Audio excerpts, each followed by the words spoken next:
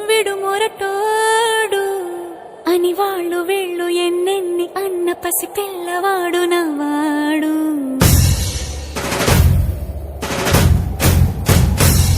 విడుముండోడు అని ఊరు వాడ అనుకున్న గాని మహారాజు నాకు నవ్వాడు.